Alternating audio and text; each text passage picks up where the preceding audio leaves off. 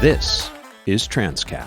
What is Transqat? Transqat is a safe space. It's a place for respectful conversations about transgender issues. It's a place for queer people to come tell their stories. I'm host Clare McCarthy. Welcome to Transqat. Welcome, everyone, to a Midsummer Nights episode of Transqat. I've taken the recording gear to 5 Pride events so far this season, and what you're about to hear is a compilation of voices from Boston, Middletown, Guilford, and Haddam-Killingworth. This episode is an extended listen. Think of it as the double-stuffed Transqat episode. No, wait. Don't do that. You'll disappear down a rabbit hole of internet conspiracies about the amount of stuff in double stuffs. I myself maintain that rather than focus on volume, the real question is about the stuff-to-cookie ratio. Well, never mind. The point is, this episode runs about 90 minutes, so maybe, listen while you're working out or painting in the living room. Speaking of volume, this year's Boston Pride for the People was a much larger event than I'd been to previously, and with 1 million people in the background, the sound quality of the conversations does dip in places. You might want to listen through headphones. I posted a sign on the tent with some question prompts for people so they would have suggestions for what to talk about. And by far, the most popular was, "Tell me about your first queer kiss." I've tried to spread these stories out throughout the episode. A part 2 and possibly part 3 of Voices from Pride 2024 is forthcoming. I'm planning to be at New Haven, Burlington, Vermont, and a cute wee Pride in Madison, Connecticut. Plus, I still have all the voices from Rhode Island.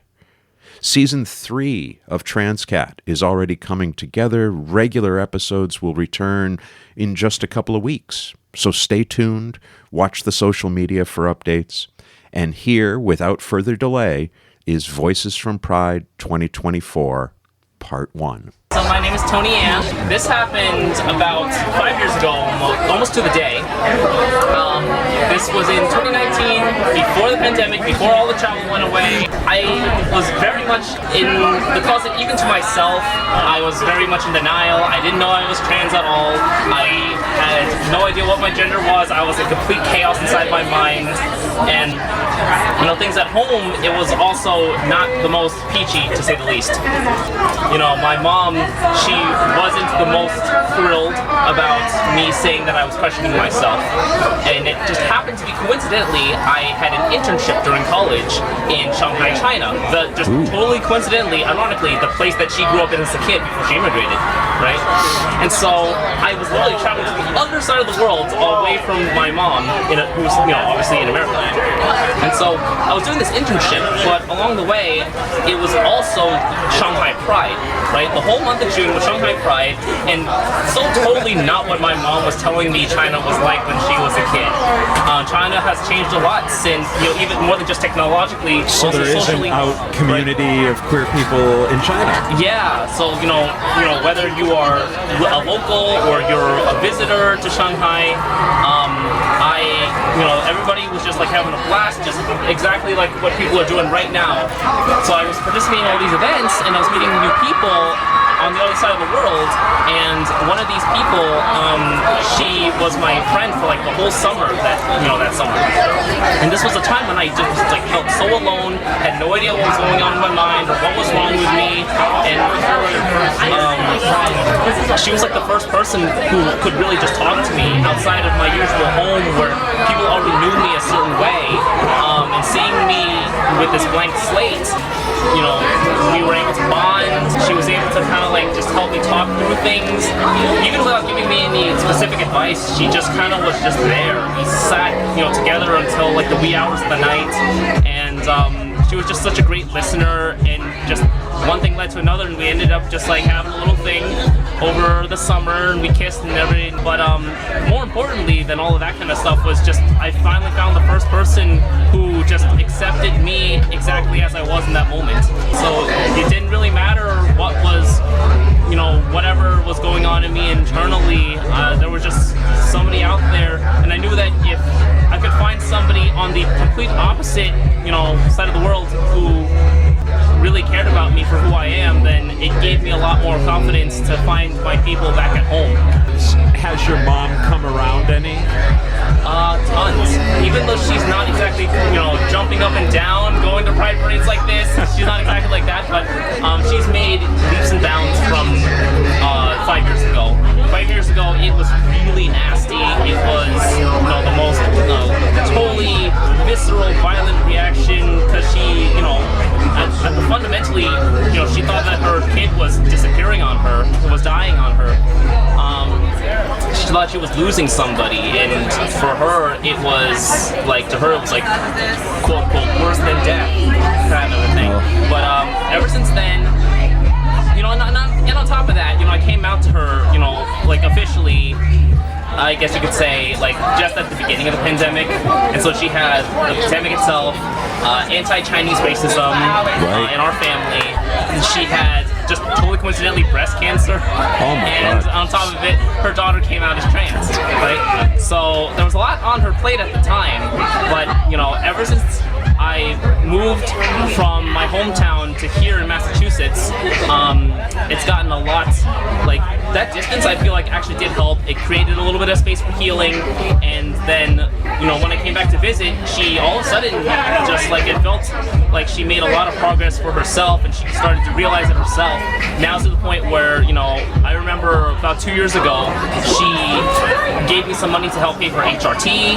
Wow. She started giving me, presents on Christmas, like a woman's winter coat and some jewelry. So, even though I think she's still too proud to say it explicitly out loud, she is giving me a lot of really heavy hints to say that, I'm starting to be more okay with this. I'm Murphy. My first queer relationship, I met him at an art school pre-summer program. As so many people meet queer people at art schools. And Was that here in Boston? no, it was in Chicago. Oh, wow. Yes. He was from a different state than I was. He was from the South. I'm from New Hampshire. But we dated long distance for about a year on and off. He was trans, I'm trans, T for T, etc., etc. And he was my first love. And unfortunately, we're not still together, but it was really, really great. What drew you to him? He was just, there was something about him. Everyone was just so yay, raw. Everyone was yapping. And he was a little bit quieter. He's very beautiful. And I'm one of those people who is I see somebody who's not being super extrovert, and I'm I'm gonna be the one to make them get out of their shell. And, to an extent I was, which was really nice. Thank goodness for you extroverts, otherwise people like me would never leave the house. No, that's right. My name is Minnie Deluxe. I am also Trevor Reynolds. And I am Morgana Deluxe, also known as Michael Morgan. And we are at Haddam-Killingworth Pride, where the two of you just performed. Yes. Under the scorching sun. While you were between songs, you were telling a little bit of a story about the two of you. Can we go there? Wow. Sure. Okay, so ironically, Morgana and I met, how many years before we actually really met? 3, 4 years? 4 years. Morgana was she used to work at the Polo Club, which was one of the first drag clubs in Hartford, and I used to go there, and I'd tip her, and then, but by the time the end of the show was over, I was left. I was married to somebody else, a woman, and we would always leave before. And But one night he was there with a friend. They were kind of on a date. yes. Who was a regular and was showing off they knew all the girls. Okay. So they introduced us and we shook hands and smiled.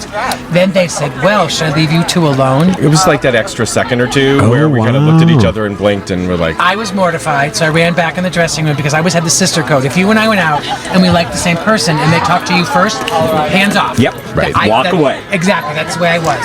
And I was mortified that I had done that somebody I knew was on a date. He thinks I'm flirting with their date. yes. Then fast forward 4 years. In an AOL chat room. Oh my goodness. Okay. Not that we're dating ourselves Oh, not- here. oh, absolutely. AOL, Okay. AOL chat rooms are completely current. Yeah. There we go, absolutely. Well, it's like it was like Grindr back then. Yeah. Right? Yeah. Or whatever the app- Connecticut Men for Men. Yeah. No, it was Big Belly and From. Yeah, big belly for men, yes. I used to be 150 pounds heavier.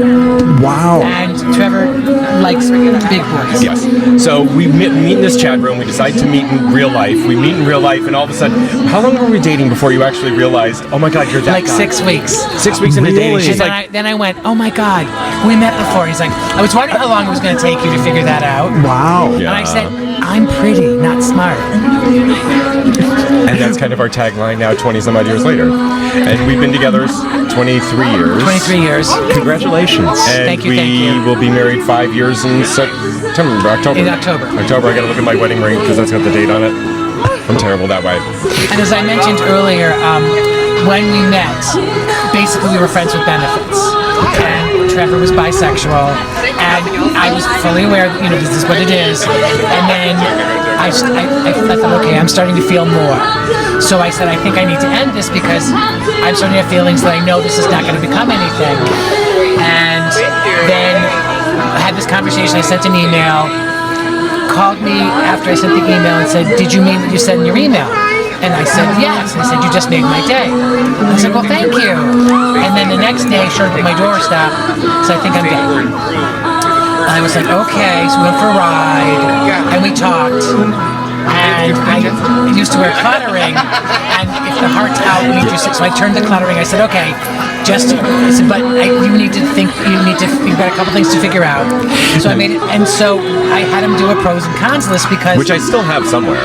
I really do, yeah. and from my perspective, it was because coming out later in life, he was in his mid to late 30s, and I was already 40, and had played the game and whatnot, and just started to feel for someone, and then had them say, "Oh, I think this is going in a different direction than you for me again," and that was that. And had several friends who ended up with a former married man, deeply in love, and then the person said, well, I'm a gay teenager. I need to go out and experience. So I was like, I'm not going to do that. So he did the pros and cons. Then he read, there's a book that was called Who Moved My Cheese? And then I get a message, you're my cheese. You're my cheese, yes. And the funny thing, so we also, we keep boxes of memorabilia. Every year of our relationship is in a box. Oh, wonderful. A time capsule. And Yes. yes, we have a time capsule. And I mean, longer story long is like his father passed away from Alzheimer's. And I always thought, like, wouldn't this be a great thing, should that ever happen later on in life, that we can go through our life together? So 2 years in, a year in we moved in together, and then 6 months later I lost my job. So I knew he loved me because I didn't throw you out. didn't throw me out. And There you go. don't get me wrong, it's not been all unicorns and rainbows. And then I remember I was at home one night watching The Notebook, which is about a couple with Alzheimer's history. And he walked in and I said, what if that happens to me? And what did you say? What do you think the boxes are for? Yeah. So in our basement, there are 23 boxes, and there's a 24th box that's upstairs. And everything, every theater ticket, every parking stub, and every hotel key card, it's all written what we did on that date. Well, I was going to ask, so you do this as the events happen, as opposed to like an end of year where you sit down and say, okay, let's get this in there, let's get that in we there. used to throw it in a big box, and we used to do it based on the date we met. So it was March to February, or March to March. And then there were several years that it sat in a bigger box. So then we sorted them out. We finally said, okay, we're going to do calendar years now. Yep. And we buy a box at the beginning of the year, so stuff goes into the box. Right, but at the end of the year, we go through it all, and we actually kind of like the year in review. It's really wonderful. beautiful. It's what a great way to process the time Oh, together. yeah. And if we went to an event with a wristband, we write what the event was and the date. And it's really cool. Yes. I am sitting here with the world famous Nova. Very nice to meet you, Nova. So we were talking about, this is the first queer kiss? Yeah. Okay, so you got an expression on your face when you read that on my tent. Let me hear the story. So I came out in the middle of 6th grade. I had a crush on a girl on my basketball team. And she ended up finding out, and she told her mom, and her mom told my family. And it was a shit show. My dad was fine. He was like, dude, this is great. After that, I was just kind of like, okay, well, that was an event. And 7th grade, I was friends with my cousin and then her boyfriend. And she had a friend that was into me, I guess. and we were hanging you out. being world famous, how could she not be? Well, obviously. Yeah, right. We were sitting in the computer room, and we were all like playing the Pocky challenge, where like you put a piece of Pocky in your mouth, and the other person like has to chew it until you guys get like really close. I'm just going to be the old person in the room at the moment. I don't know what Pocky is. They're the little. It's like Lady in the Tramping. Oh, okay. She kissed me, and I was like, oh, okay, that was cool. And then the next day, she told everyone in our grade we were dating, and I was like, what? What do you mean? Because I had a crush on this dude, and I was like, this is an event. And we ended up, she like told everybody we were dating, and I ended up like talking to the other guy, and she told all of my friends that I cheated on her, and I was like, I didn't know we were dating. And it was a whole thing, and like my cousin and I got in a big fight. Oh no. And then I had to see her again the next year, and I was like, I had every class with her. It was terrible. And it was just like really awkward and like very middle school. Full of emotion. Oh, Everything my God. is. Yeah. Yeah. You said that your dad was My dad was humorously so happy. cool with it. He was like, oh my God, girls can't get you pregnant. Let's go. I'll throw you a party. Was mom not I don't quite as? think my bio mom never actually knew. Okay. My stepmom knew. And my stepmom to this day is still off about it. She's very religious. And it's not like I'm gonna force you into our religion, but it's like, these are my beliefs, and I'm not 100% okay with the gay stuff. And she does well. She adjusts very well to it, but it's still, there's distance, but Well, good it for is her what for it is. trying. Usually go by Tim, and from Wakefield, Massachusetts, living in Beverly, Massachusetts, and I work at Northeastern University. Ooh, what are you doing at Northeastern? I'm an executive assistant, one of the heads of engineering. So tell me a story. What would you like to hear? Well, I've got a question. You're wearing a tank top with a rainbow that says Daddy. It does say Daddy. Tell me about your shirt. Well, I am Daddy. Okay. But no, I've been going to like different prides for the last couple of years, and I was like, I don't know, what can I wear? But I'm like, ooh, this one's $5, and it just says Daddy. I'm like, sold. Add to cart. I'm like, easier than therapy, but yeah. Any particular reason you chose that one as opposed to? It spoke to me. It spoke to you. Especially with one of the booths over there. I'm not sure if you like saw the crystal booths, but like my friend Nikki, who was right behind me, was like, oh, go get a crystal. Like they have like different like almost like shafts, but they did have like a genitalia one, like penis-shaped ones, which is great. I got two. I'm not sure they grow that way naturally. I don't think so But either. yeah, I'm no geologist, so I can't say I'm for not sure. either. Yeah. But yeah, no, they were like, oh, like I was like, oh, what are these ones? I'm like, what powers do these unlock? And she was like, let them speak to you. I'm like, ooh, is it like she's like the So let the crystal penis speak to you. Yes. Okay. I'm like, hello. I'm like pointing it up to like my ear. I'm like, hello. Can you hear me? And were any words of wisdom imparted? Well, I think because I was wearing my daddy shirt, it was really speaking to me. Because all the penis-shaped ones are speaking to me. So Wow. yeah. Okay. So right? you're like the Dr. Doolittle of crystals. Oh dear. Okay. Fellow podcaster. Oh, there we go. Yeah. So this is doubly professional. It's going to be hard for people to listen. It's going to be so professional. I mean, yeah. I'm gonna give you my full NPR. Like, I'm on voice. I'm on voice. Oh, there This it is is. Transqat with Michael Fling, featuring Michael Fling. I shouldn't say with. It's with Clare McCarthy, But featuring Michael Fling. All right, so I need you to tell me a story, but I can ask you, I can prompt you with questions, Give or me a you prompt. can just Give me a prompt. All right. First queer kiss. My first queer kiss. I mean, I came out very early, I think. for full transparency, because why not? My uncle is gay and has had a lifetime partner, so it was not the same like burden for me because I had a trailblazer in my family.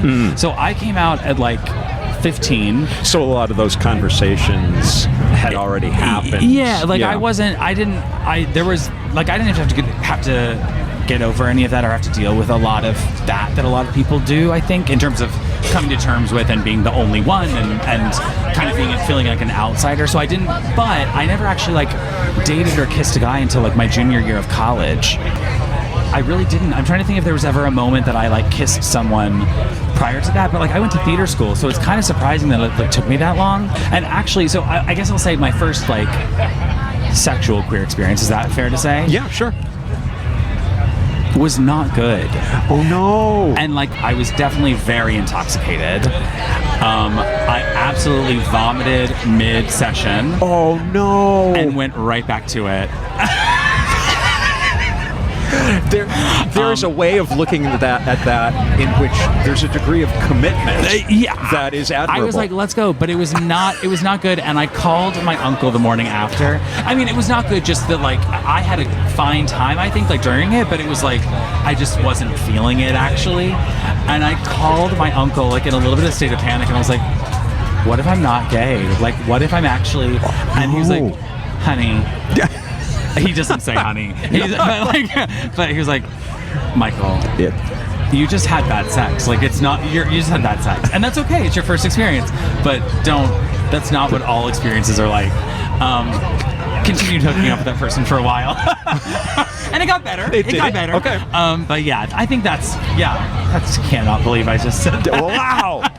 Wow, I am so grateful for your candor. And I'm so sorry for that. No, it's okay. For that young Michael. But again, I think it's something to say that, like, yeah, your first experience may not always be like the romance that you want it to be. It may just be like a thing, and it may not be good, and that doesn't mean that you're not gay or not trans or not like any of these things. Like, it just means it's not the right fit, and that's okay too. But we're told that in every romantic movie we see. It doesn't matter if it's cis or trans or gay or straight. That moment comes and the music swells and everybody knows what to do and everybody looks good doing it.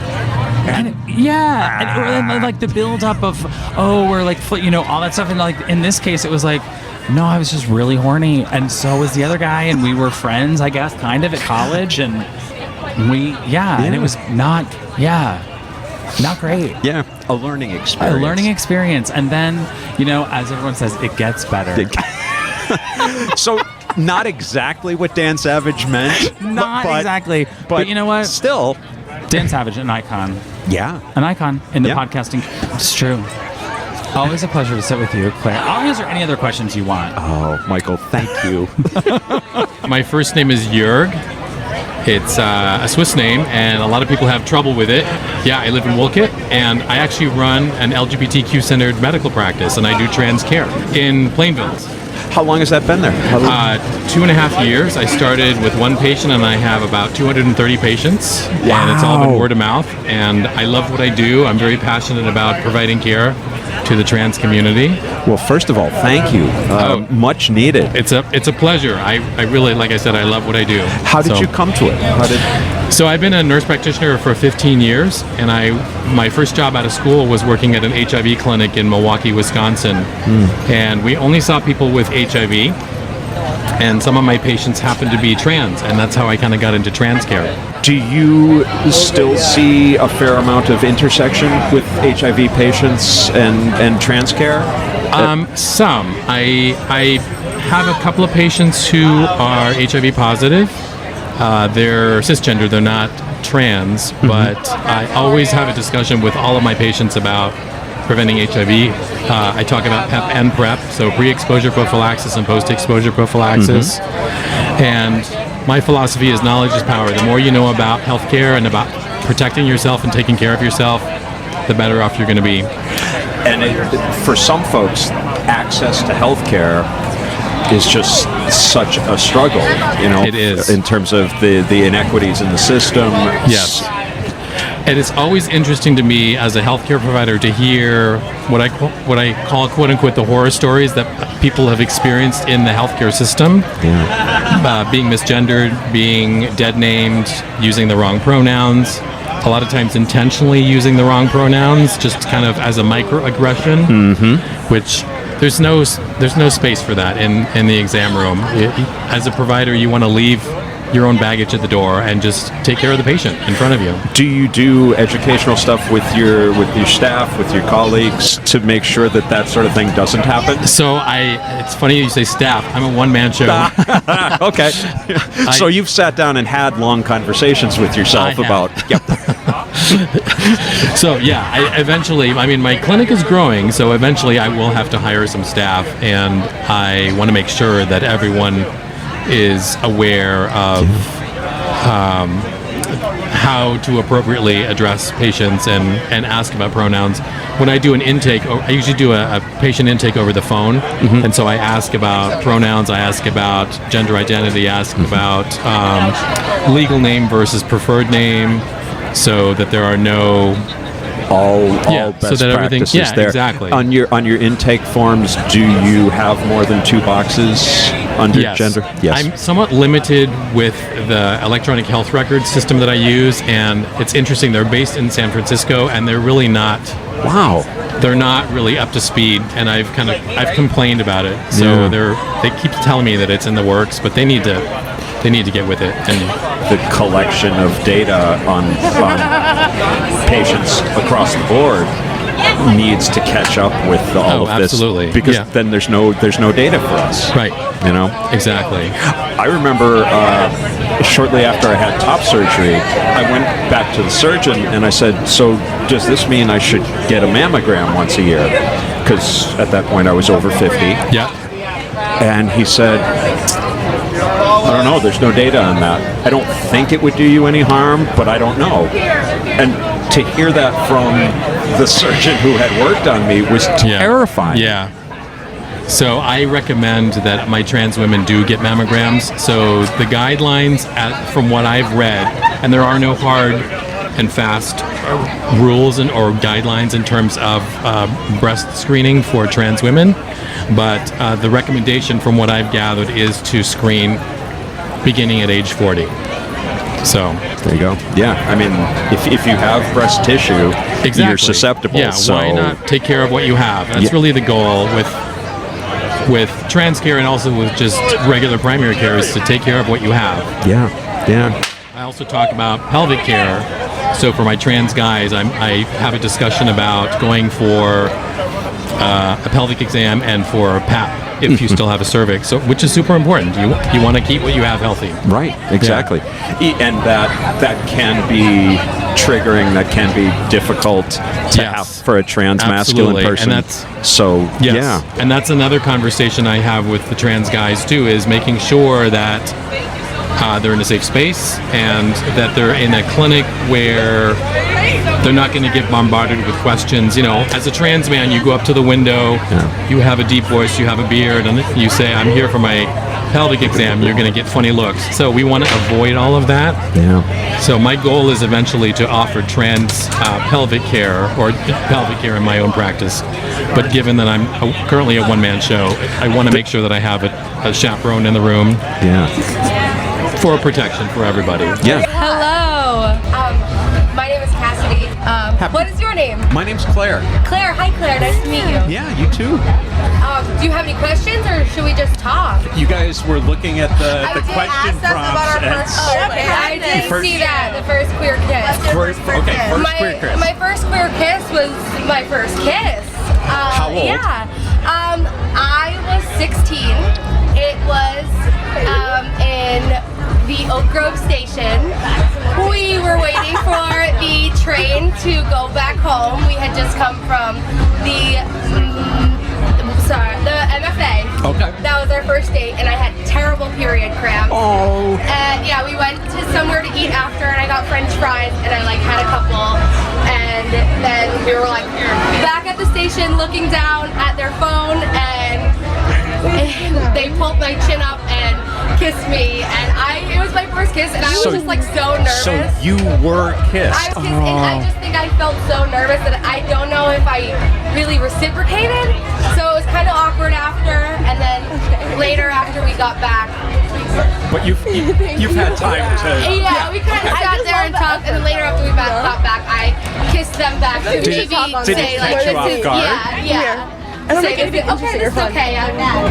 Oh, that's wonderful. Yeah. Thank you. Of course. So, okay, my name is Isabel. Hi, Isabel. Hi, Claire. My first kiss.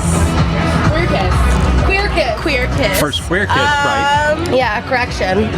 There's this girl that really was like really cute, and everyone thought she dressed really nice. Okay. But she was a little bit silly.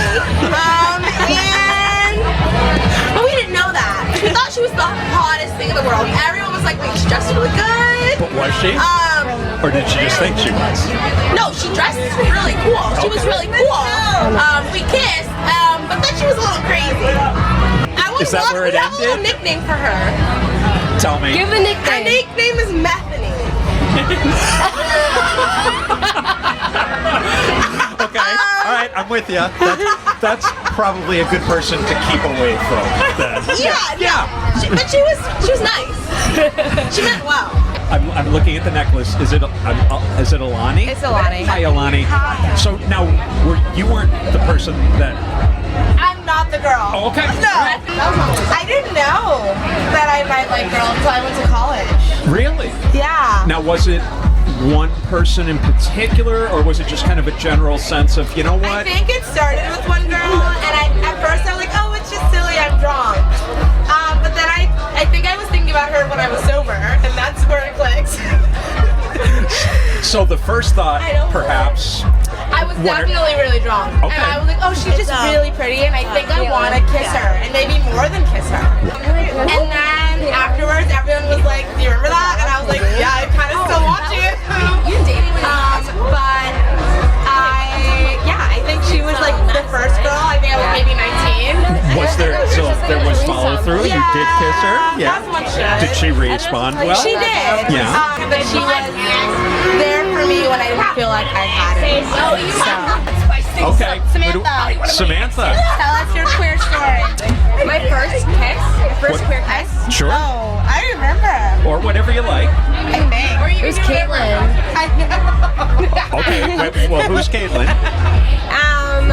She was a girl on my college softball team. Sorry if you ever hear this, Miss Girl. My apologies. Sorry to the fiance. Okay, college softball team. So it's college softball team. Yeah, You're in the and dugout. she It's had a- dark. It's romantic. It's No, she had like a little crush on me. We were at a little party. I was a freshman. She was a little bit older, a junior. Oh. And then we had a little kiss. So cutie. So cutie patootie. Who initiated? Her ex-girlfriend was also on the team. Oh. And her ex-girlfriend tried to kiss me first, and I was not interested in that. So what I'm learning here is that you're just imminently kissable. Apparently, I guess apparently. everybody wants So to the kiss you. And then later on that day, she tried to kiss me, and I said, okay, into the night, sure. And then we ended up dating. And then it went really sour. I would say it went sour. I'm sorry. Unfortunately, but now she's in a very good relationship, I think. I think actually Sam sucked it. So. I think Lonnie might have been my I think I was her second kiss. second queer kiss. I'll take and it. that was the best And that's ever all had. you needed. Thank you. I'm Dira. I'm Levi. Tell me how you guys met. Okay. We met during COVID. Yeah. 2020. We were part of a friend group that played video games. And one night we all hopped on Discord, and then that's when me and Levi kind of just started talking. Yeah, I experienced a significant life event that kind of made me want new in my life, and her and I lived 2,000 miles away, so I packed my room and I packed my car and I up and left Mass and I moved down to where she was, and it kind of just has been that since. Yeah, and we've just been following each other everywhere since. Yeah. Wow. So you're back in the East Coast now, or are you Yes. just visiting? We're back for now. Until we find something new. What holds it together? What makes it special? Unconditional love. That sounds so cliche, but there's like literally nothing in this world that she could do / like has already done that can't make me love her any less than what I do. Oh, thank you. We just like communicate so well, like even through all the emotions. We just like take a deep breath. Like we know, since we've known each other for so long, we like pick up on cues faster. And she's my best friend. Yeah, You can't be partners with someone you're not best friends with. All right, so we have a two-part story then. Yes. Okay, let's start with part one. I'm Jamila. Hi, Jamila. I am Tainara's partner. And we've been together for almost 6 months now. That's actually also the first relationship I've ever had with a woman. So I basically came out with the start of our relationship. But yeah, to go back, that's why 2 stories. This is the second story. Okay. I actually had my first sexual experience with a girl, but I never really counted it as, I don't know, something important. It just happened. I didn't think about it. Now looking back at it, I probably could have thought that I was bisexual. I also identify as bisexual very early. Way much. This first, are we talking? Maybe 14, 13, Okay. the same time, but I never really felt something for women before, or was drawn to women.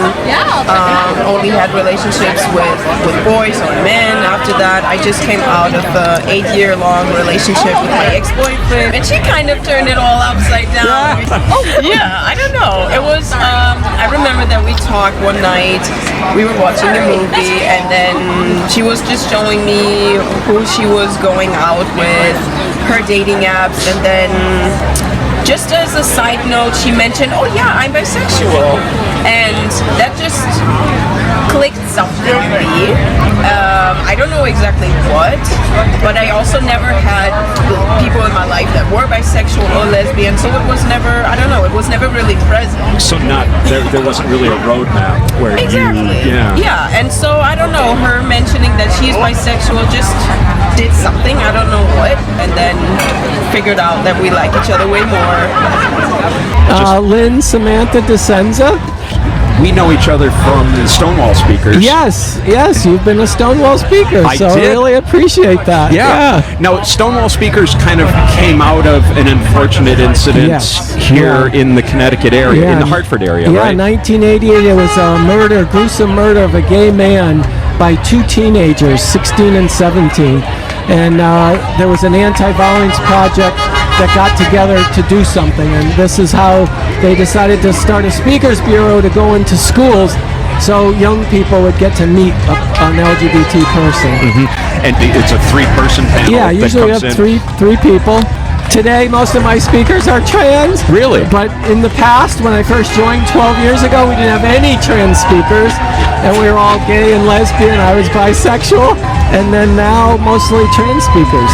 What does that do for you and your journey to get up and share repeatedly your story and refine that story? How does that help your journey? Yeah, it really does. I can speak for other speakers too, that it gives us a sense of contributing to the society's acceptance of the LGBT community, especially youth. A lot of us are older, but we want to come out, tell our stories for the youth and the parents of today's youth, so they have it better than we did growing up. I mean, so many of us didn't transition till late in life. Yeah, you and I are both in that same category. So I love speaking to the youth. They ask great questions.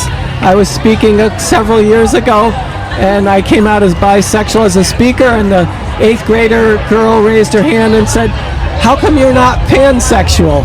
And I said, "I don't know what pansexual is." So she defined it for me. So I learned from our youth, and it's really something else. And we have about 200 speakers on our list, about 40 active speakers, and we've spoken to almost every high school in the state. So my name is Dylan. I'm from Florida. Florida's one hell of a drug. Florida's a rough place to be queer these days. It's very interesting. How do you deal with it? I cry, I laugh, and I dance at the club until they kick me out. That seems like a reasonably healthy approach. Absolutely.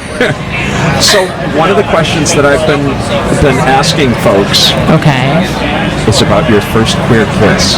My what? Your first queer kiss. My first queer kiss? Yeah. I want this story. My middle school boyfriend.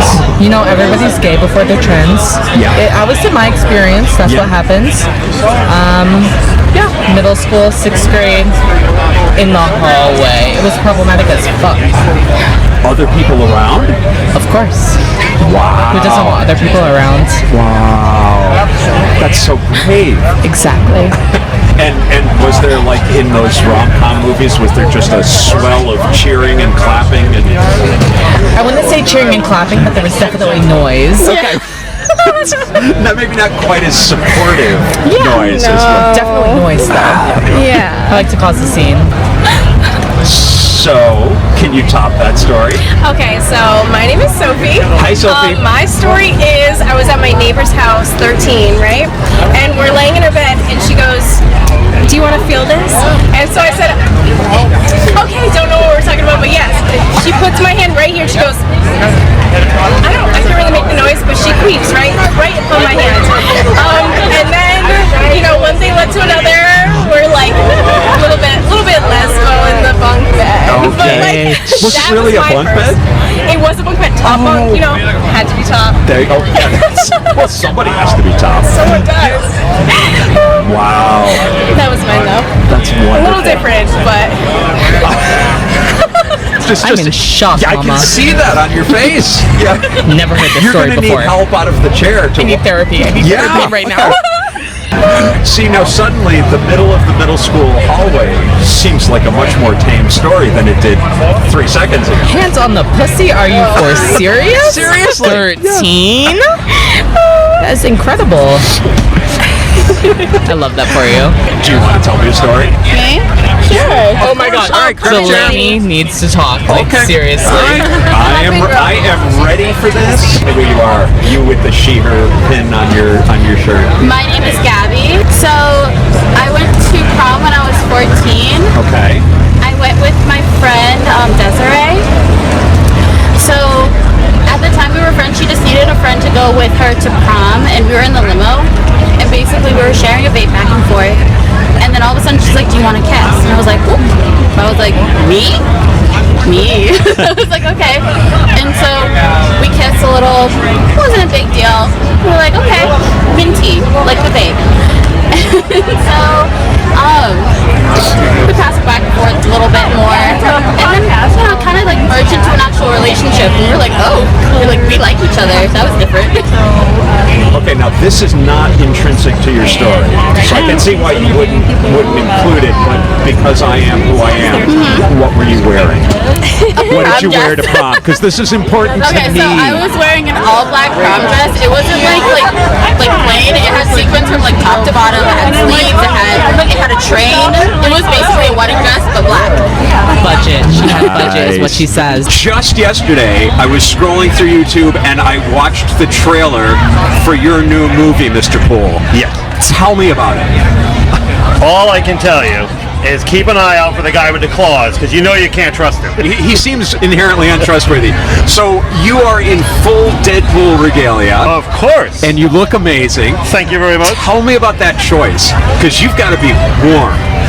I was actually a lot hotter yesterday. I was at a food truck festival in my real Deadpool suit, which is neoprene, so it's like wearing a wetsuit all day. Oh my goodness. I wasn't doing that 2 days in a row, so I'm in spandex today.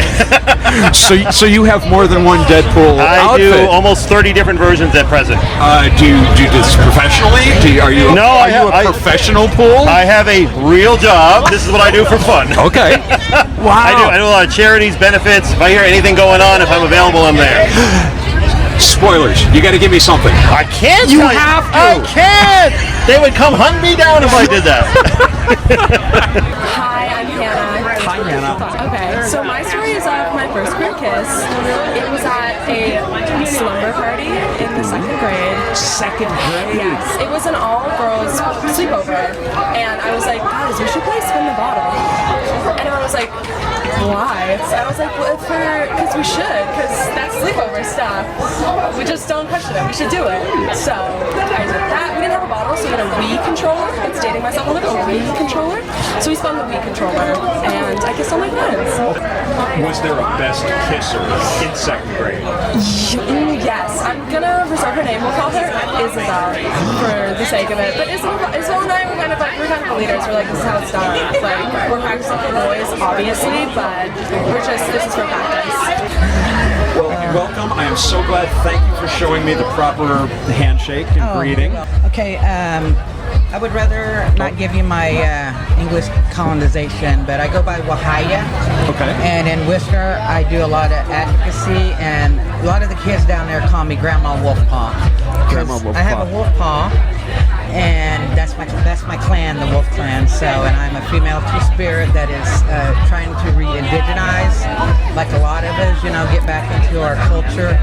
And so I feel like we need to come together, especially right now, and start leading, because we've been here for thousands of years being I moved from Oklahoma. I'm from Oklahoma. I'm from probably every southern state you can imagine. It's all the same. It's all the same. And that's why I didn't come out until I was 35. I got cousins that didn't come out. Some of them did come out into their 50s. It's Oklahoma, Yeah. It's very dangerous. They're starting to pick up, The whole Next Benedict story is just heartbreaking. I actually went to Tulsa Public Schools, and I lived in, I used to hang out in Broken Arrow all the time, so it's a very wealthy area, but I had to go through public schools, the same stuff, My hair was short, big bone, husky, so when I went into the bathrooms there, I got hassled, yeah. Oh, there's a commodity. There's a boy in the bathroom. So, and of course, a lot of us still deal with that. So when I speak, I'm very honest, especially when it comes to our community, because I'm like, you want to call us the groomers? Let me get out the data. So I use YWCA fact sheet on child abuse, and it states that 96% of prosecuted pedophiles have been straight men. 76% have been married men. So that's my signs I'm going to pull out if they want to start getting nasty like that. And that's the thing. Go look at the data. Stop just throwing these ridiculous talking points out there. Yeah. Because there is no bathroom problem for trans people, for two-spirit people. I have actually been a janitor all my life, custodian, environmental services, and I'm like, what the hell are you doing hanging out in the bathroom? They're nasty. They smell. Especially women's, no offense, but we do have dirtier bathrooms. But as a grandma that has a grandson, I hated when he was old enough to say, Grandma, I'm ready to use the men's bathroom by myself. At 7 or 8, do you think any mom, they won't exhale until their kid comes out of the men's bathroom? Sure. That's just how it is. So that's how I call them out when they call us groomers. I'm like, fuck that. No. We're not. You're the groomers, and we got the data. And what you did to this residential kids' schools. Nah. So that's what I speak on too. Because my mom, my parents, my relatives all went to them indigenous schools. So. But if you had to boil it down to the one most pressing concern for two-spirit people right now, the one thing that we most need to fix. Honestly, a lot of the two-spirits are Christians. They're going, especially down in the Bible Belt. So that's what breaks my heart, is that they're just, even here, honestly, I try to speak about two-spirits, and a lot of the residential kids, they don't want to talk about it because of Catholicism, because they were the ones that did it, So that's what I feel like. That's our biggest. What do you call that? Obstacle. Obstacle. That's why we have to bring out the facts, and they need to be on the signs.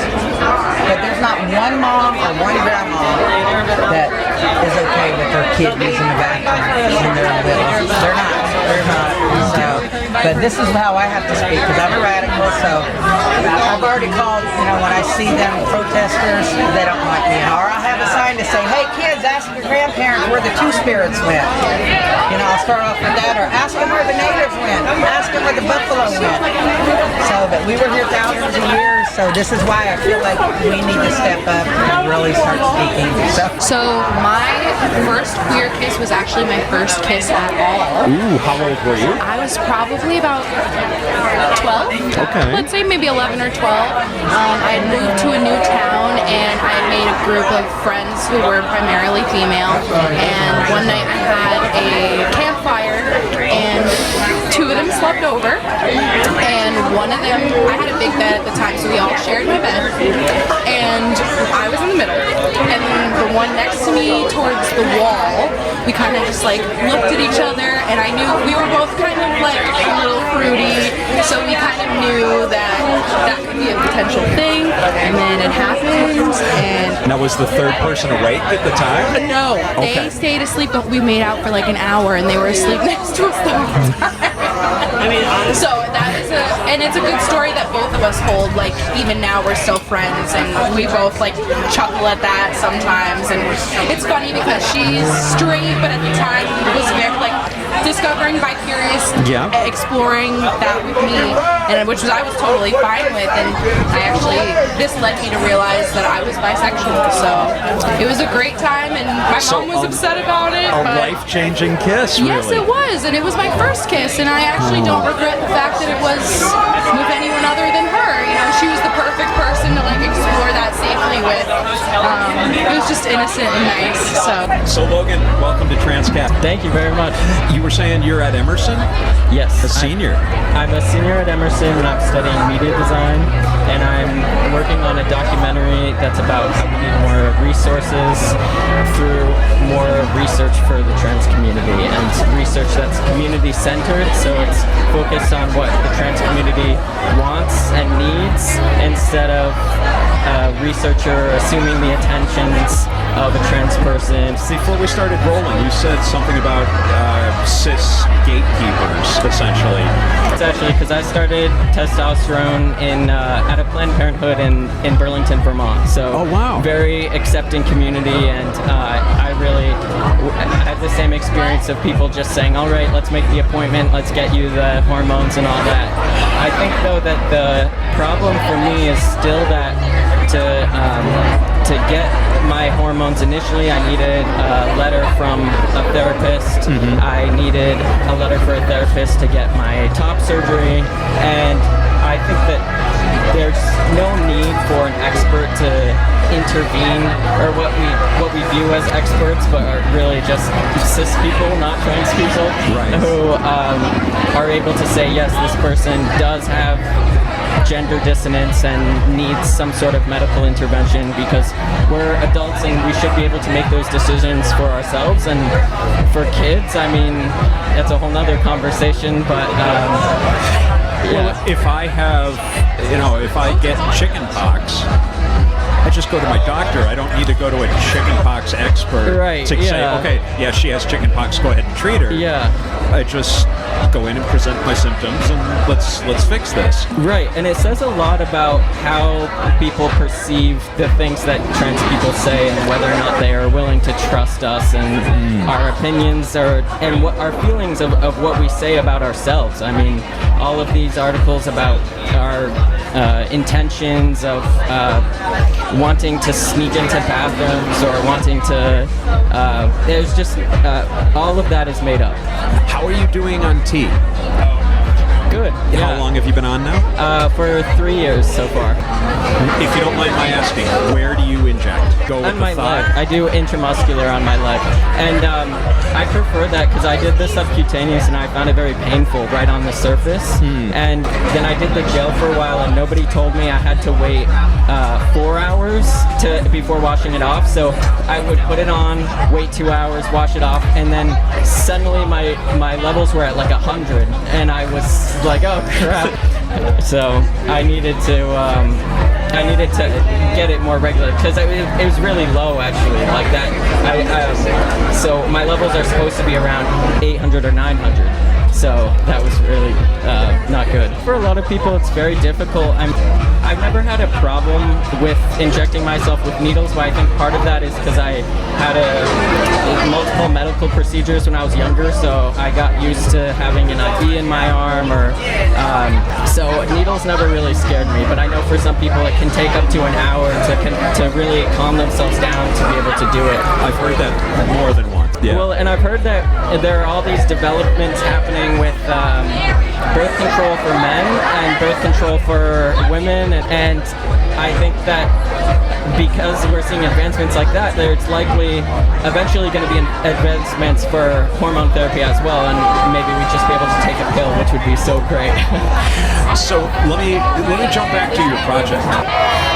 So I've talked to different community-centered organizations such as the Listening Post Collective, as well as an anthropologist who works in the Netherlands named Marike Nijzer.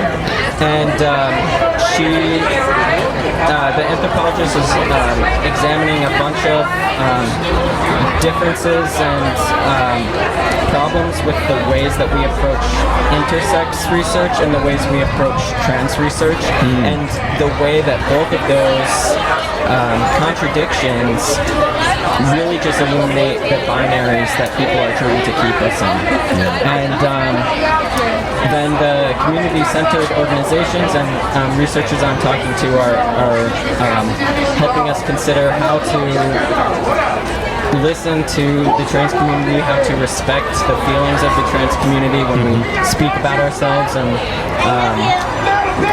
all of these examples of people already successfully doing that, not with the trans community already. They're working with different marginalized groups, but by showing those examples and alongside the researchers who are speaking about trans issues, I'm hoping to really show the audience what's possible. And that's great for cis people who are already in the research field to know how to properly conduct research with trans people. Yeah. But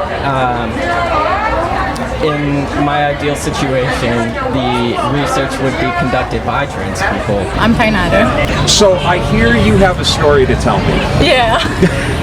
And I hear I'm going to be dazzled by this. No, it's a very simple story. I think that every girl, or the majority of girls that I know, found out that they liked other girls that way. But basically I was 13 years old and I had this best friend. We used to do everything together, and we're not using names. No, we're not using names. That's fine. That's fine. But even if we can use actually. She will not listen to that because she's Brazilian, like me, but she does not speak English. So her name is Leticia. Oh, okay. All right. So we were best friends and we were together all the time. And she would see me struggling with boys and everything. She never said anything.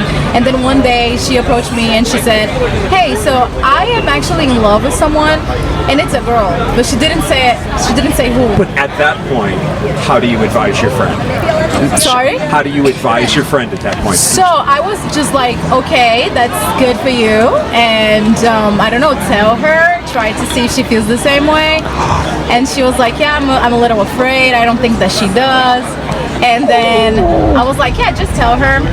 And then days went by, she didn't say anything until one day she actually just decided that she was going to say it, and then she came to me and she was like, "So the girl that I'm in love is with you." And then I was so scared because I actually never felt anything towards her until that point. Yeah. And then I remember I was just like, okay, I'm sorry, I don't feel the same way as you do, and I don't think it's gonna be healthy for us to maintain the friendship. And then I decided to part ways, and everything was going, quotes, well. Okay. But we spent like a month without actually talking to each other, but we were classmates, so we would see each other every day. Yeah. And there wasn't tension between you. There was a tension because she was, of course, she wanted to talk to me, she wanted to be in my life, and I missed her. Yeah. And then in this month that we were not talking to each other, I realized how much I was missing her, and that I was missing her more than as a friend. Oh. And then I sat down with her and I was like, look, I have been having these feelings towards towards you too, and I think maybe we should try. But I want you to know that I'm not sure. So I just want you to do anything if you are also sure that you will not be so hurt, because I didn't want to hurt her, of course, but I wasn't sure of anything at that point. And then one day we were like, okay, let's just try this, and then we kissed. Okay, wait. Who initiated?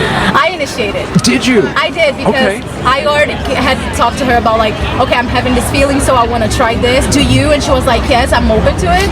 And I was like, okay, so let's try it. It was actually at a sleepover at her house, and her mom was like in the next door. And I think that she suspected, but by that time she didn't really want to have that conversation. Yeah. So then it was nice, it felt right, and then we had a relationship. It didn't last that long, but it was how I found out that I liked girls, and here we are. For a long time, I identified as a lesbian, and then I met my ex-boyfriend. We were together for 3 years, and then I saw that I could get involved romantically and physically with both women and men. So now I identify as a bisexual woman. We haven't talked at least a year on mic. What's going on with Proud Academy? So Proud Academy will be a charter school. So we've decided to pivot to that model versus a private school. So this will be a tuition-free model. And now our anticipated time to open is September of 25. Okay. So we are applying with the State Department of Education, and applications are due November 5th. And we're hiring an educational consultant to help us craft that application, which could be 600 pages. How competitive is that in terms of the That's a good question, because this go around there are 10 charter schools applying, and the challenge is probably only 2 will get funded.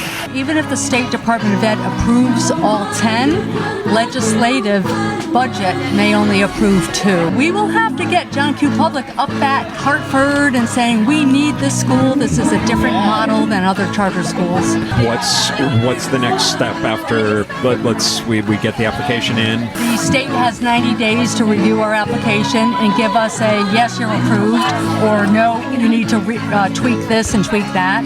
And so once we get approved by the State Department of Ed, then we have to wait for the legislative budget to give us the thumbs up to fund us. We're all crossing our fingers for it. We know how important Proud Academy is. Absolutely. I mean, certainly in the state, but there are, the last time we talked, this was going to be the 5th such school in the country. Right. So there is definitely a need, and we really want it here in Connecticut. And we actually have 5 more schools that plan on opening in September of 25.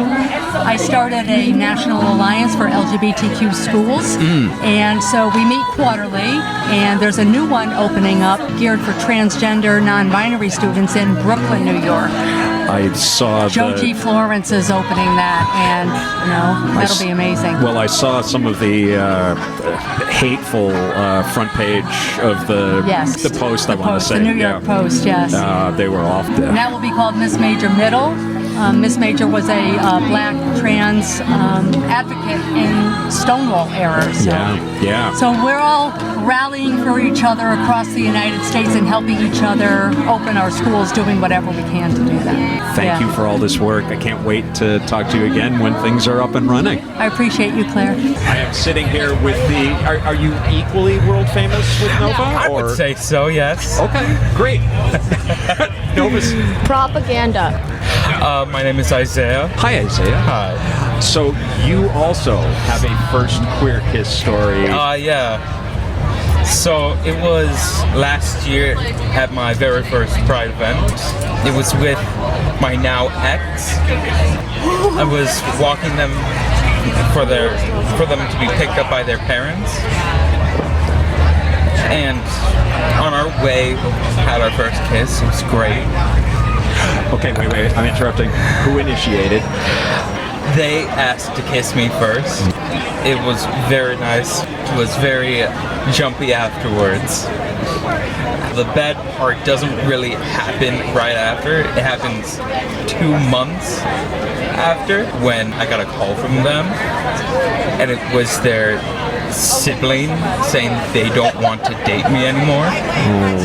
And the day after I got that call, they texted me while I was at work asking, like, hey, when you're done, can we talk? And obviously, I said, okay, right?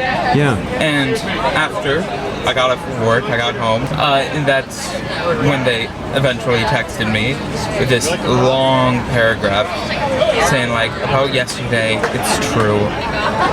I don't love you anymore. I'm just not ready for a relationship. Side note, they got in a relationship like 2 weeks after. I'm so sorry. Yeah, they've been complaining to their sister for about a month about like contemplating breaking up with me.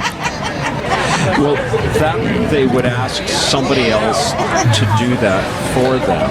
Yeah, doesn't speak well of them as a person. Well, you know, their sibling just decided to take matters into their own hands and called me and saying it, but I heard laughter in the background. So I assumed it was just a joke. It wasn't. I'm sorry to hear that. Yeah. Next one is going to be so much better. I hope so. We're at another Pride. We are. Might be the start of something new today. And the same day I had my first kiss is the day I came out to my parents.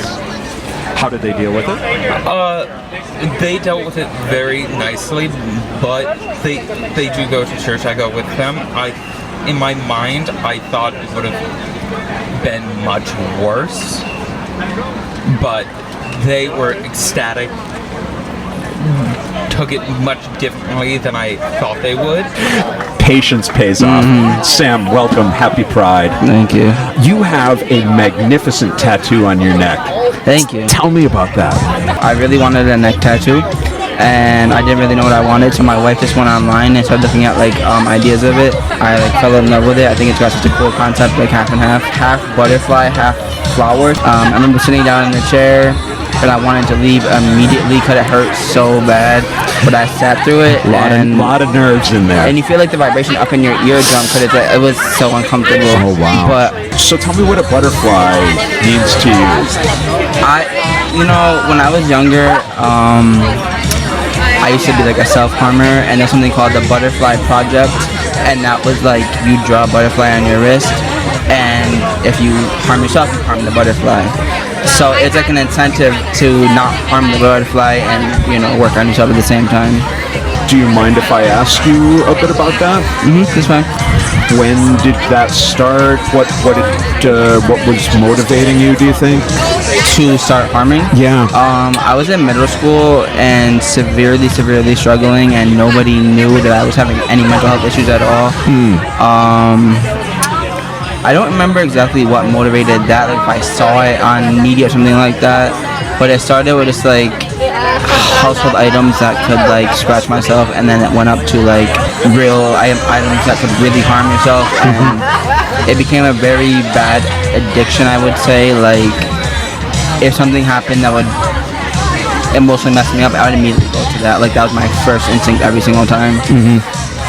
And I assume at some point something motivated you to try healthier approaches, the butterfly thing, the other strategies. It was, if I did it, I would like completely mark up my whole entire arm, and I hated having to hide that all the time. I would be like in weather like this in full sweatsuits because I didn't want anything to show. So I tried to just work on like better coping so I don't have to hide my arm and stuff like that, and I didn't want the scars to be there, and it started becoming really dangerous. Like there was some really close calls, and I didn't want that because that was never the intention to actually really end myself, but it could happen, and I didn't want that to happen at the time, so I just tried different methods like ice and stuff like that to try and stop that. I am so glad you're here. Thank you. I am so glad you got away from that. Thank you. I noticed that you have a trans flag sticker on your shirt and a little Pride wristband on your and the wrist. rose, believe it or not, is supposed to be the trans colors, but it kind of faded a little bit. Oh yeah, but that's what the intention was. On your left? Oh no, right hand. Right hand, yeah. Tell me a little bit about that. So I now identify as trans, female to male. I came out in stages. Like I was first bi, and then I was lesbian, but lesbian never felt right to me. But I feel like I didn't know there was another option, so I slowly went with lesbian because that's the closest thing I felt to my identity. And then I was like, I don't really know exactly how trans started coming into my mind, but when it did, I interacted with my cousin who was also female to male, and he told me like where he went for his hormones and stuff like that. So I got involved with that, and that's when I felt like my mental health really got better. I probably had minimum of 20 suicide attempts in my lifetime, and when I finally started becoming like living my true self, that's when they stopped. My name is Camila Fenderson. Very nice to meet you. I am from North Carolina. Are you really? Yes, I am. Not a friendly state for trans people. No, but not really. Lovely, yeah. Yes. You can meet some lovely people there. Okay. And I'm sure you're one of them. So, yes, of course I am. Thank you. So you were walking by and you saw my question prompts. Yes, I did. And one of them jumped out at you. Which one was that? Your first queer kiss. So my first queer kiss was with my best friend in middle school. It just kind of happened because we were in the bathroom. So you were at school? Yes, we were at school. Okay. We were in the bathroom. And she kind of just pushed me against the wall and she kissed me like that, and then I just sat back in shock because it was also my first kiss as well. Wow. I didn't kiss a boy before that or anything, so I just kind of sat in shock because I didn't really know how to feel. It was like I didn't even know at the time if I even liked girls. Yeah. So from that kiss, it was kind of like an awakening for when I like slowly started to realize that okay, I might maybe actually like girls and boys. Now, did you guys get a chance to talk about what prompted her to just pin you against the wall and give you a smooch? What prompted you to kiss me? I don't know. I think it's just that we were really close. We had a lot of things in common, and I think around that age, like when you are best friends with somebody, you know, you could start to see them like in a different way. So I think that's just what happened. We're seeing each other differently. Hi, this is Adriana. Adriana, nice to meet you. You are walking around at Boston Pride with an enormous plastic bag. Yeah. Tell me about that. It's free clothes.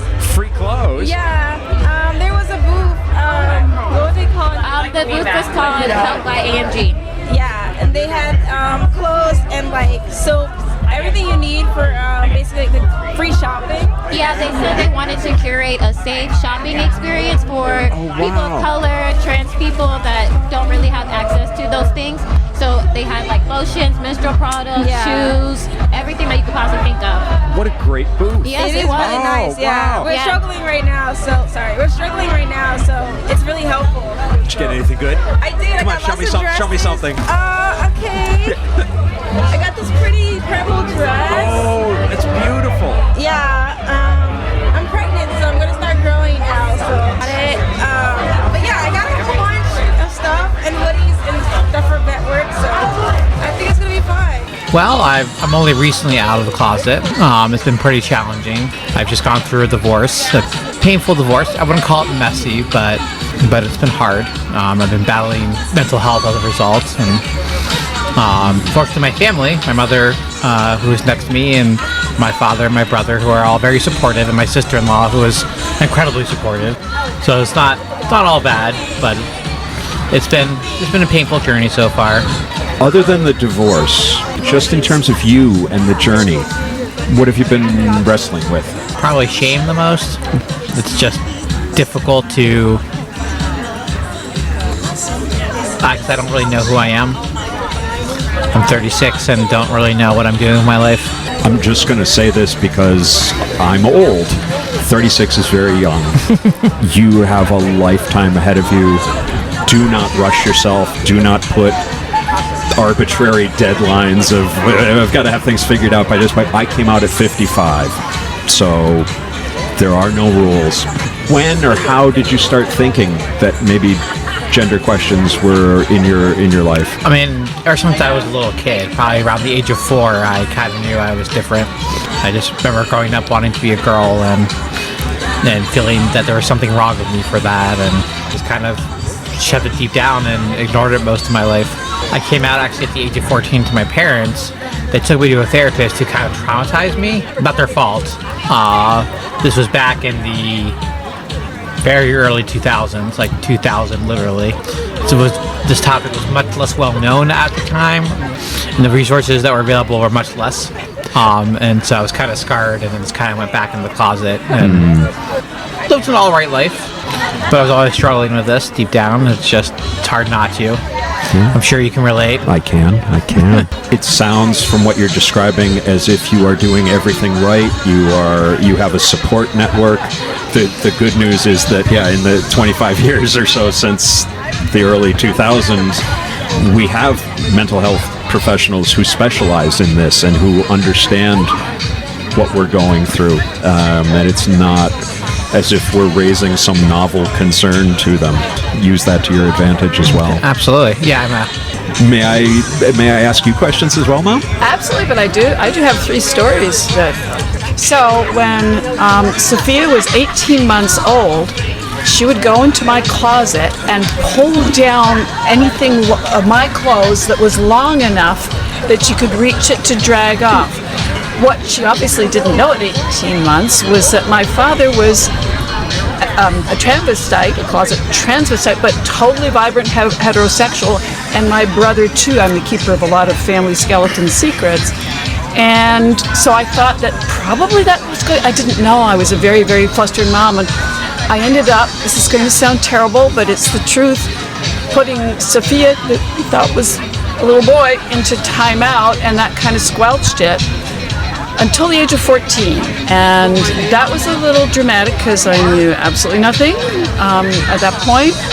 And it was right before school. I was supposed to be driving kids to school, and is it okay? To tell this. So Sophia comes downstairs and says, "Did you see my email, Mom?" It's like, email? So I'm trying to get the family out of the house.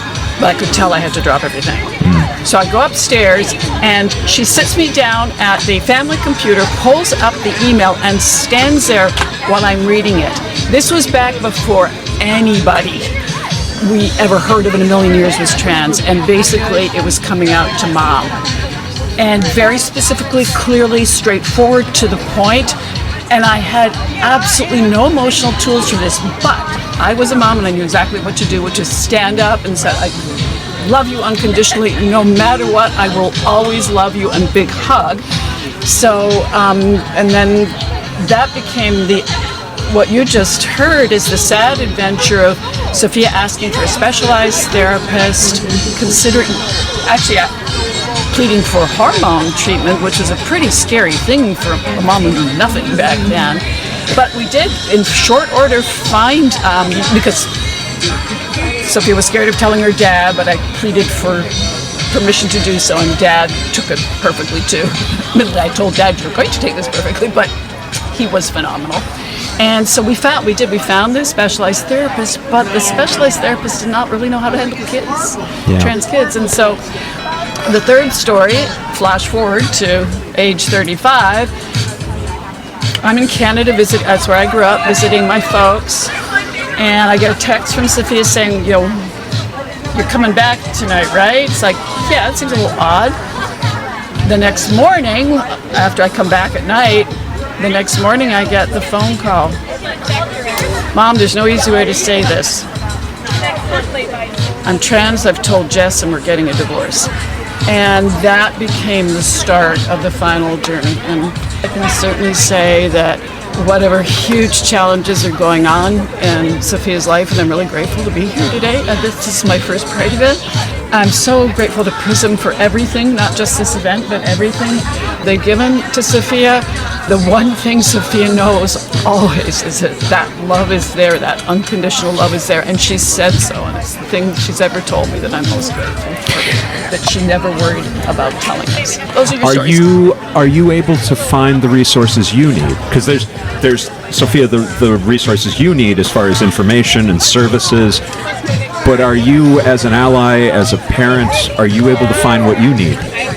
I live in Florida. I'm retired to Florida.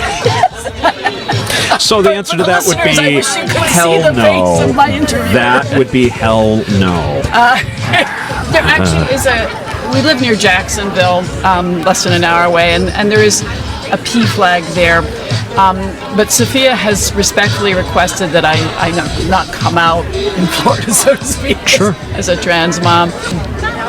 And so it really is such a special experience to be able to come out here as a trans mom. I do have to admit, Latin was one of the courses I dropped out of in college. Well done.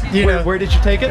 Eastern Kentucky University. Oh, wow. So, are you from Kentucky, or is that just where you went to school? That is from where I'm from, Eastern Kentucky. Are you up here in the Northeast now? Or? Yes, we moved here a couple years ago, and moved up here for a job. So, yeah, my husband and I moved up, and it's been wonderful. Fantastic. Yeah, so I asked because my mother was a teacher. She was a language arts teacher, 4th grade. So I have a special place in my heart for teachers. Elementary school teachers need a raise. I don't care what it is they're being paid. Exactly, whatever it is, double it. Yes, I'm right there with you. I was high school for the most part, and I do not have that skill set. It takes a special person. Particularly, I talked to a lot of them during COVID, and it wasn't easy to teach high school during COVID. But I can't imagine trying to do kindergarten, 4th grade. Oh yeah. Or music. I mean, how do you teach music? Right. How do you do that over? It's insane. It's insane. Well, tell me a story. I'll tell you two things. Okay. Tell me the second one first, though. Okay. Well, actually, that's actually pretty good because the second one is how I met my husband. Okay. And this will date me a little bit, but we met on gay.com. Ooh. Yes. Okay. And it just so happened that at least the story from his side goes that he wasn't even really getting on at night to log on and talk. He just wanted to check on a couple friends. Okay. And he was only going to hop on, check his messages, and get off. And he hadn't been on in a while. So I, on the other hand, of course, am a troll, and I was on every night, all night. So any random fly that came in the bar, I was there. But no, I saw him and saw his picture, and we started talking, and that was it. We had our first date, and we went to a drive-in movie. Nice. What did you see? We saw Star Trek, the very first, the Chris Pine one. Chris Pine one. Okay. And then the second one we saw was Up. So actually, I take that back. It was Up first, and then Star Trek. That's a nice balance. Yes. If you can both enjoy those two things, you're good. So we made it through Up, but we left before Star Trek finished. Good for you. Yes. Congratulations. Okay, so tell me the first story. Okay, so this one I think is amazing, to be honest. So the first, like so many people, I don't know, like my husband says that he knew that he was gay, like from the moment he took his first breath. But for those of us, it took a little longer to kind of figure it out. I was one of them in the latter group. And so I thought, well, I've never been with a guy, so maybe I don't. Maybe it's just a thought, a fantasy, who knows? Well, long story short, I had my first encounter with a man. And that night I went to bed and I had a dream. And in this dream, I was in a building and these armed men came in and they were taking us hostage. And they shuffled us all into this bathroom. And it was just like, I remember very well, you walk in and there was a very long hall and the stalls were on the left, or the urinals were on the left and the stalls were on the right. And there was a window just at the end with a tile at the bottom.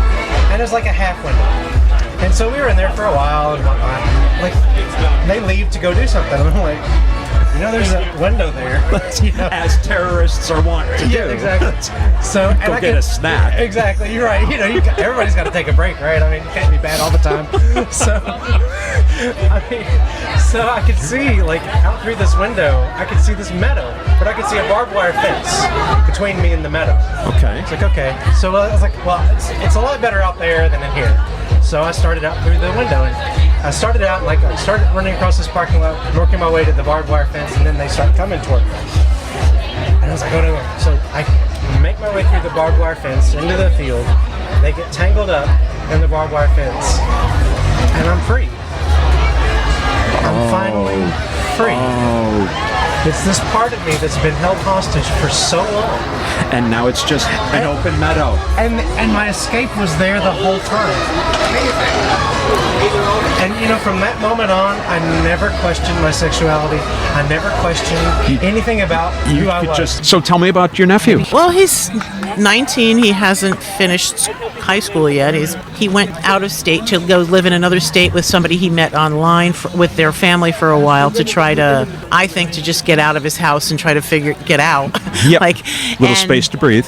Yes, Yeah. but he went to Texas, of all like the reddest part of. And I texted him at one point, saying, you couldn't have picked a worse state to try to figure this out. But I mean, it was the friend connection, and the family was welcoming to him, and he got to try clothes and stuff. He didn't leave the house that way, but he got to try things that he felt more comfortable doing there. And I know that I didn't know he was even exploring this until I texted him once when I found out he was in Texas, and his signature was a female name. So I'm like, who's that? Are you using somebody's email? But when he came back, I got to talk with him, and he talked a lot about the research that he's doing, and it's kind of hard for me to wrap my head around because that's a scary proposition. You don't know how that's going to go. Surgery is kind of a crapshoot, especially something that's more cosmetic than... I don't know if you would call it cosmetic, but it's not... What would you call it? Life-saving. Really? Okay, so there's my lack of education. Yeah. Okay, why? Tell me that. I don't understand why it would be life-saving necessarily. Well, gender dysphoria is in the Diagnostic and Statistic Manual, and it's described as acute distress brought on by gender diversity. It's not that and they make it very clear that it's not the gender diversity that's the problem, it's the fact that you're living in a society that doesn't tolerate it. Oh, yes, like any disability. Right. And that dysphoria can be crippling. I'm not saying that's a disability, by the way. I'm just saying I work with disabled folks, and that's the same thing.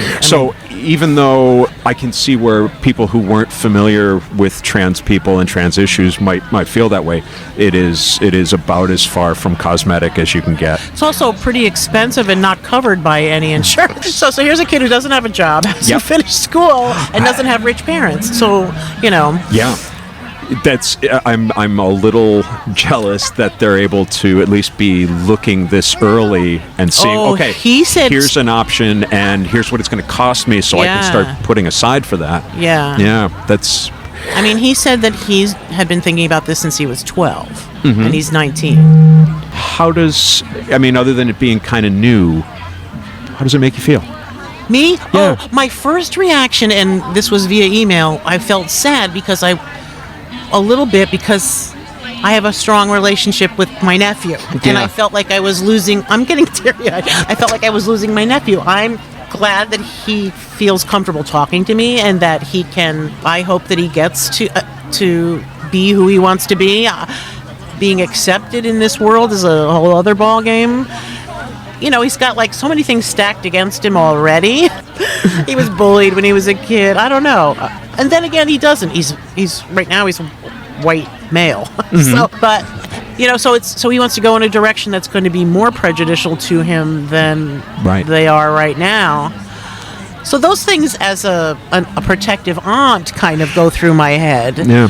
But I'm still trying. I'm glad you said what you said to me about life saving, because I didn't think of it that way. Yeah.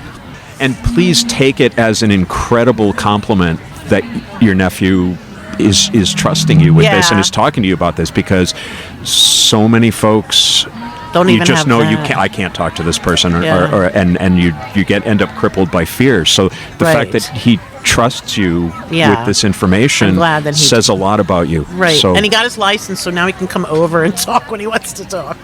So you go first. No, you go first. I'm not going first. Okay, I will. My name's Claire. Hi. I'm Jackson. Hey, Jackson. And my name's Riley. Hi, Riley. Hello. So, what are we doing here? Where are we? What are we doing?